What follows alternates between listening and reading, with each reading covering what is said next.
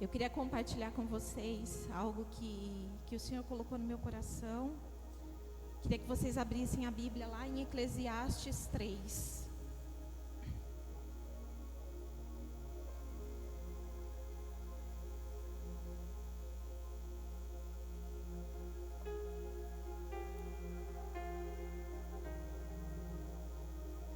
Eclesiastes 3:1. Tudo tem o seu tempo determinado, e há tempo para todo propósito debaixo do céu.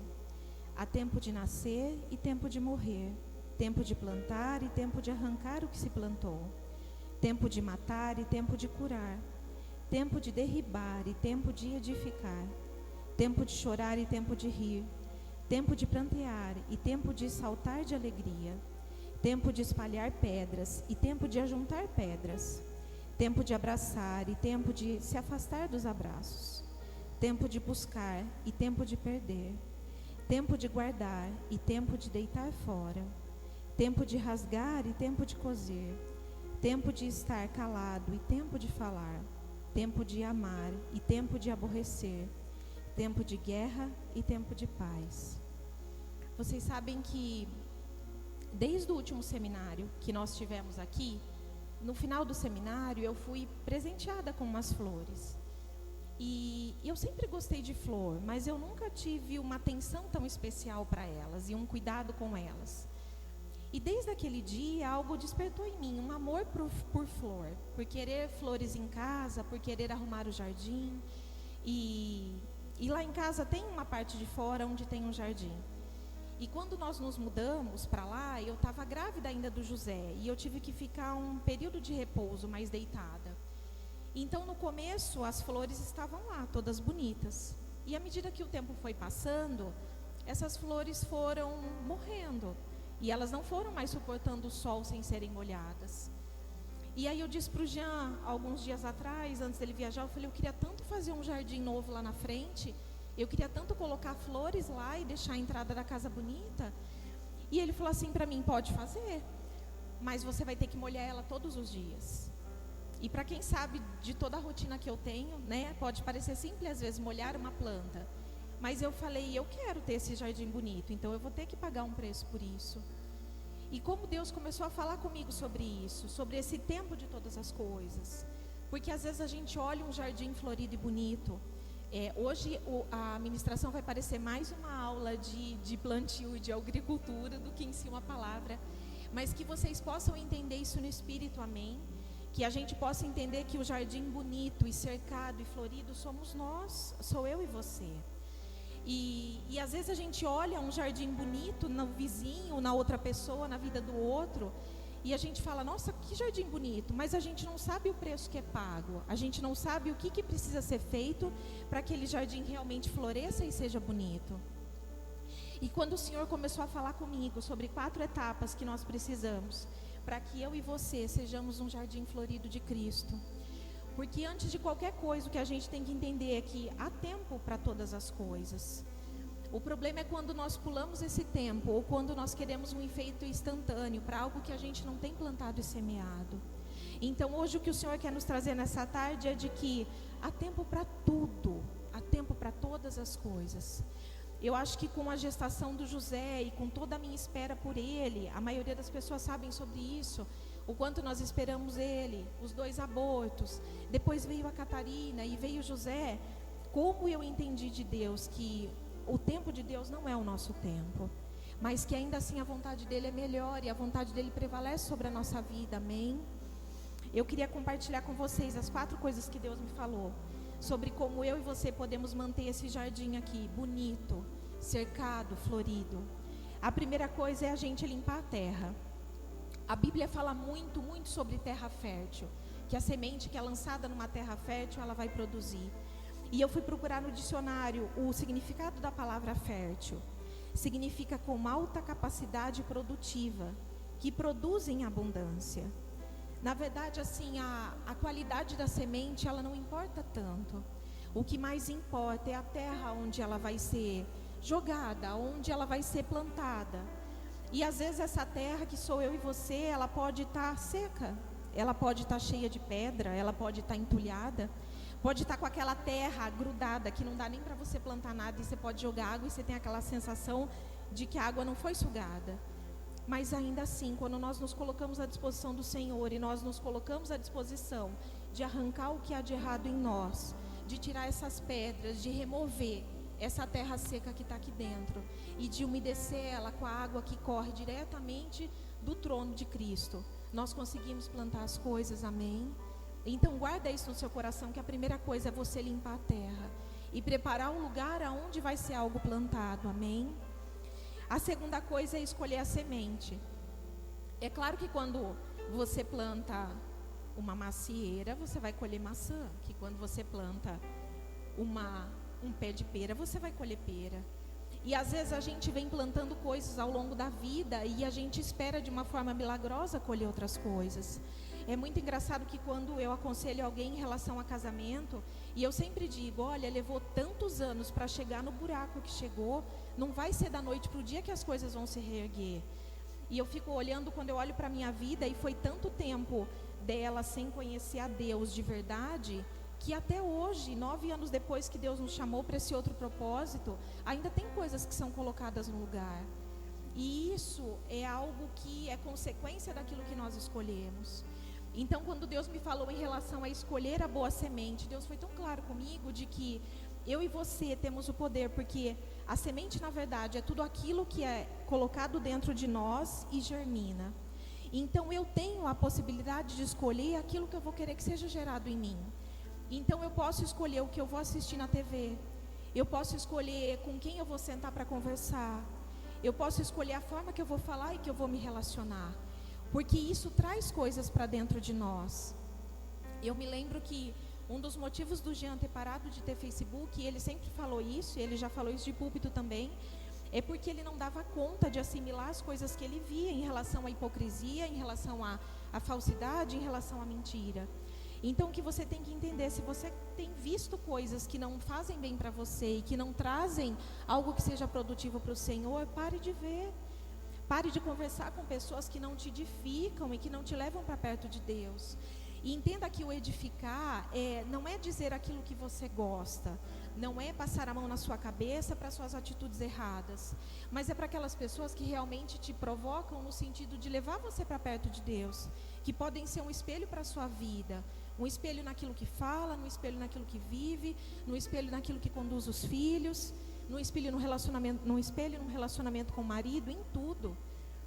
E essa é a semente que a gente escolhe. O que eu vou colocar para dentro? As minhas conversas, o que eu vejo, o que eu ouço.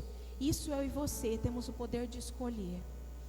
A outra coisa que Deus me falou é sobre plantar, sobre realmente ter a disponibilidade de ir lá e arregaçar as mangas e dizer, eu vou fazer. Porque muitas vezes a gente ora e a gente pede oração. E isso é muito válido. É muito válido ter muitas pessoas orando por nós. É muito válido a gente orar pelos outros. Eu creio no poder da oração. Mas nada vai mudar se você realmente não fizer nada fisicamente. A oração não vai mudar o seu comportamento se você não decidir mudar. A oração não vai mudar a forma que você trata o seu marido, os seus filhos, se você não decidir mudar. A oração não vai mudar a roupa que você veste. A oração não vai mudar a forma que você fala com os outros. A oração não vai mudar o seu comportamento. Isso são coisas que você precisa determinar dentro de você. E é realmente o trabalho árduo de plantar. E depois que a gente plantou, é o cuidar. É você pensar, eu vou ter que manter isso todos os dias. Todos os dias. Eu sempre digo para vocês... E às vezes minha pergunta para Deus é, Senhor, por que às vezes em algumas ministrações o Senhor me faz eu me expor tanto? E algo que eu sempre entendi muito claro de Deus, era para que as pessoas olhassem para mim e vissem uma vida de verdade. E não vissem um personagem de que, olha, a vida é fácil, então é por isso que ela vive isso. Não, ela tem uma vida real, como a minha, como a sua. E é uma escolha a gente viver dessa forma. Então dá trabalho você regar algumas coisas todos os dias? Dá trabalho corrigir as crianças todos os dias. Dá trabalho fazer a comida todo dia. Dá trabalho limpar a casa todo dia. Dá trabalho orar, ler a Bíblia. Eu compartilhei com a Adriana, desde que nós estamos aí nesse relógio, né, de oração por eles na África. Eu falei, Dri, eu tenho certeza absoluta que o ministério de intercessão não é meu. Eu falei, porque eu oro ali 15 minutos e parece que eu já orei 2 horas. E quando eu estou ali no fogão e eu bato o olho no relógio, eu falo, gente, só passou 15 minutos. E eu já falei tudo que eu tinha para falar para Deus. Então isso é um dom, não significa que eu não esteja ali para orar e me colocar. Mas é algo realmente de quem tem um chamado, tem algo específico nesse ministério. E é isso, de cuidar, de molhar. E eu acho que uma das coisas mais importantes, além da água, é você poder podar. Eu fui ler sobre erva daninha. Eu acho que todo mundo sabe o que é erva daninha, né? Aqueles matinhos bem feios que vão crescendo do lado das plantinhas. E lá na frente de casa estava lotado disso, num mato que o Jean plantou lá e jurou que ia ficar bonito, mas ficou o fim da picada. E aí estava cheio de erva daninha. E, gente, eu fui ler, eu falei, Senhor, como isso é espiritual? Porque a erva daninha, sabe o que ela faz com a flor, o que ela faz com a planta? Ela rouba dela o nutriente, a luz, a água. E eu falei, gente, é isso que nós fazemos quando nós trazemos para perto de nós pessoas e coisas que não são de Deus, que não agregam na nossa vida. Elas roubam a nossa energia, elas roubam tudo aquilo que nós tínhamos que estar empenhando para Deus. E nós estamos gastando com o inferno, com outras coisas. Porque às vezes pode parecer isso muito duro, mas a gente tem que ter consciência de que o que não é de Deus é do diabo. E não existe um meio termo. É que o diabo é muito, muito, muito sutil. E vai entulhando um monte de coisas ali para que a gente colhe aquilo e ache que aquilo está bom. Mas quando eu li esse negócio da erva daninha, eu falei, Senhor, como pode roubar água, luz e nutriente? E é assim que nós ficamos quando nós não estamos ligados a Cristo. Nós perdemos tudo aquilo que nos faz ter vida. E uma vida verdadeira, não uma vida hipócrita. Porque às vezes as pessoas, algo que sempre dizem aí no mundo é que o que importa é ser feliz. E não, o que importa não é você ser feliz, é você estar debaixo da verdade, da vontade do Senhor. Só que isso aí você só temos se nós estamos ligados a Ele. Se nós estamos dispostos a fazer essas coisas, a limpar a terra, a escolher o que nós vamos ver, o que nós vamos ouvir, o que nós vamos trazer para dentro, a ter a disponibilidade em manter. Como que eu mantenho a palavra viva dentro de mim? É lendo a Bíblia, é orando, é jejuando, é vindo para o culto, é estando no meio das pessoas que vão edificar aquilo que eu tenho. E outra coisa que quando a gente olha para as plantas, a gente vê, e aqui a gente já limpou muitas flores para casamento, para aniversário, e eu confesso que eu bem fujo da função de tirar os espinhos, porque é algo que dói quando você vai pegar na planta, e é claro que visualmente ela fica muito mais bonito no vaso sem o espinho, mas quando você rela ali dói, ali machuca. E algo que eu acho que nós mulheres temos que ter um cuidado muito grande, porque eu acho que uma mulher ferida, ela tem espinhos, e esses espinhos machucam a ela e machucam os outros. E às vezes ela pode nem estar mais ferida, mas ela pode estar carregando coisas que não são mais dela. E aí isso faz com que qualquer um que chegue perto se torne desagradável. E às vezes, gente, não é nem consciente isso. A rispidez, a grosseria, a falta de educação. Mas é algo que se a gente como mulher não vigiar, ainda mais aqui que nós temos uma igreja tão pequena, e a gente tem o privilégio de ser uma próxima da outra, é algo que você pode ferir o outro. Que na medida que o outro vai tocar em você, seja para corrigir, seja para fazer um carinho, você pode vir com uma bela espinhada. E isso é algo que só afasta do toque realmente acontecer em você, amém? Que esses espinhos possam sair. Tem algo que eu digo para as minhas filhas, principalmente para a Helena, que ainda está crescendo. E quando eu vejo a Helena sendo dura com alguém, ou querendo tirar alguma criança do meio da brincadeira, fazer diferença, ela tem só 7 anos. E eu sempre digo para ela, você me vê fazendo isso com as minhas amigas? E ela fala, não. Eu falo, então não faça. Você me vê sendo grossa? Não, então não faça. Porque tem coisas que a gente não pode permitir. Até porque se a gente fizer, isso vai ser um espelho para que os nossos filhos façam. Eu sempre digo para as meninas aqui, quando alguém vem me pedir algum conselho, fala assim, pastora, a senhora acha que eu devo falar tal coisa ou não? E eu sempre falo, quase tudo sempre pode ser falado.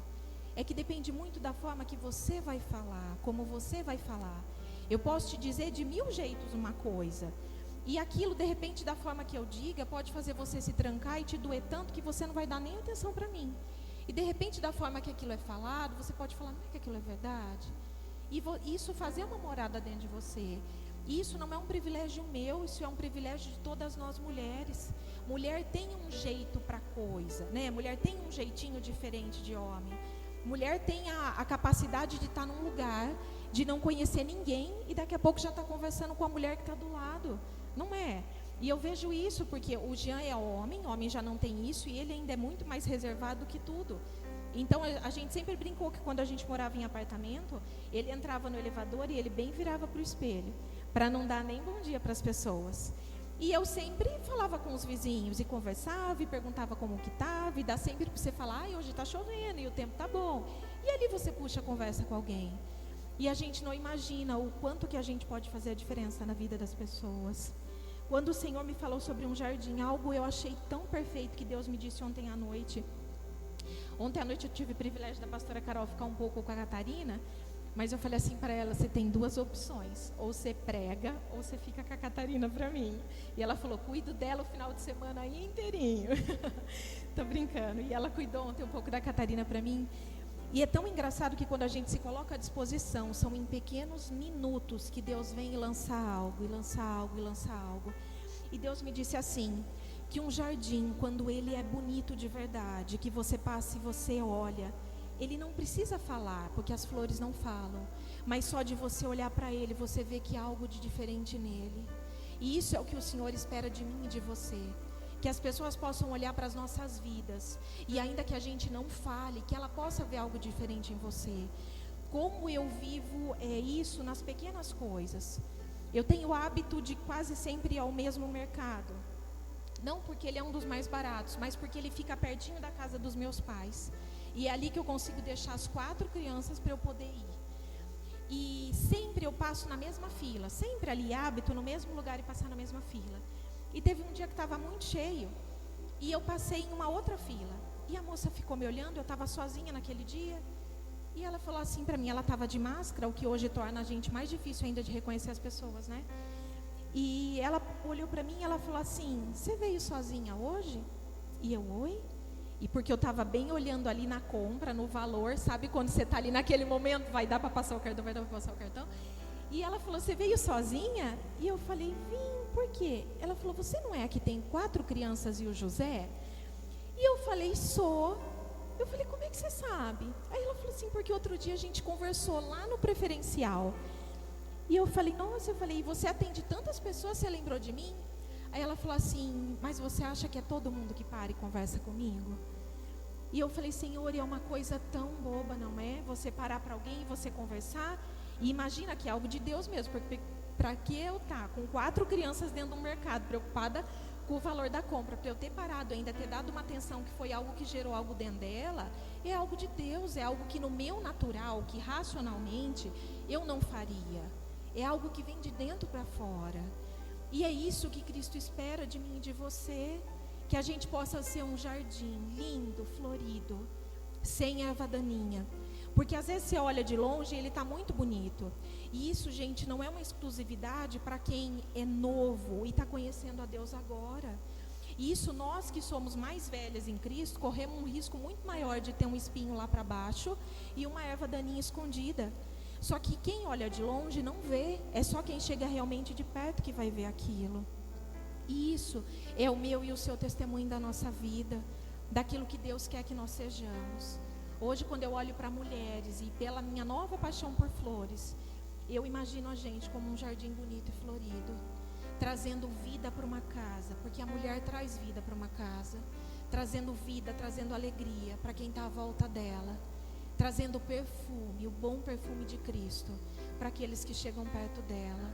Esse é o desejo do coração do Senhor nessa tarde, que você possa olhar para o seu jardim e talvez pensar, eu vou ter que arrancar tudo, eu vou ter que tirar esse mato daqui, eu vou ter que plantar essa terra de novo, eu vou ter que jogar água aqui para que isso seja adubado, eu vou ter que plantar novas sementes.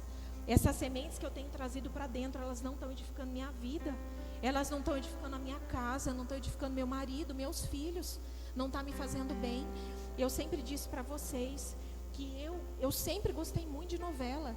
E eu parei de assistir novela anos atrás por causa da Clara, porque a Clara hoje tem 15 anos, mas ela tinha 6, 7 na época. E eu me lembro que bem na novela que eu assistia, tinha começado com algo sobre homossexualismo. E eu falei, eu não posso permitir que ela veja isso. E eu parei de assistir por isso. E eu me lembro que há um tempo atrás, a Helena era pequena, faz muito tempo isso. Eu tinha voltado a assistir uma que passava de sábado à tarde. Sabe aquelas bem melodramáticas, mas aquelas que dá vontade de você chorar o tempo todo? E dava para ela assistir comigo. Aí eu lembro que um dia ela foi assistir comigo, ela falou, nossa mãe, mas que negócio mais triste isso daí. E não tinha nada demais naquilo. Mas é algo que eu e você precisamos vigiar, no que nós vemos, no que nós ouvimos, no que nós falamos. Eu vejo isso hoje pela Helena, que tem 7, pela Catarina, que tem 3, que elas são uma esponja, mesmo a Helena sendo maior, mas elas são uma esponja.